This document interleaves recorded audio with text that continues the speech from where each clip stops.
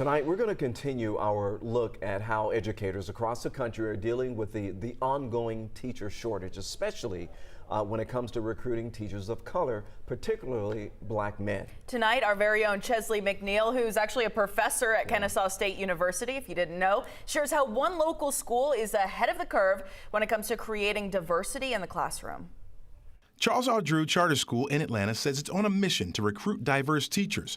Right now, 13% of the teaching staff at the K-12 school are black men. We've been really intentional about that. It is one of our strategic objectives to recruit and retain a diverse and highly top quality staff. Drew Charter's head of schools, Peter McKnight, says the academy frequently teams up with organizations and institutions dedicated to bringing more diversity to the classroom. We engaged with Black Male Educators Talk, and so we supported our teachers in participating in that program, which creates opportunities for Black male teachers to get together, share their experiences, support each other. A few other programs have had recent success.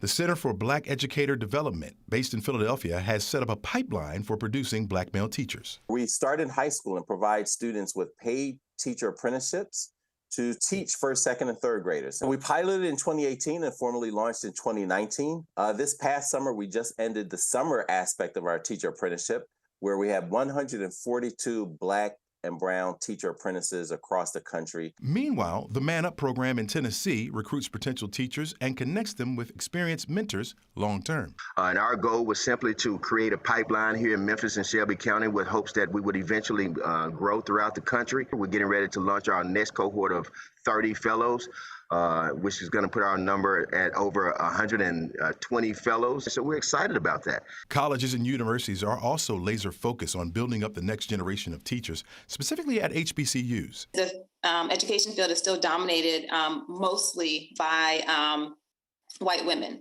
And it may not look like that, especially being in Georgia, but it is. So we are really just trying to do our best to continue that pipeline. Educators we talked to acknowledge it would take years to rebuild the nation's pipeline of teachers, especially teachers of color, but added we can't afford not to, with so much on the line.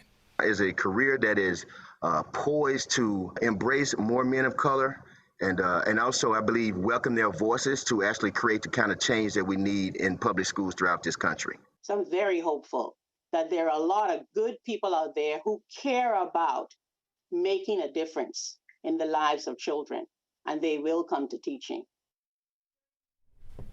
And Savannah, you really put it into perspective for me. You were asking me during the break, like, Ron, how many black men have been teachers, whether it's elementary, middle school, or high school, or college? And I was like, maybe one, and that's it. So you can see where the need is. Yeah, I only had one black teacher. It was a woman in the third grade. I grew up in Alpharetta. I mean, it's crazy when you think about it, and the need is definitely there because kids see themselves in their teachers in so many ways. So yeah, it's important. Yeah.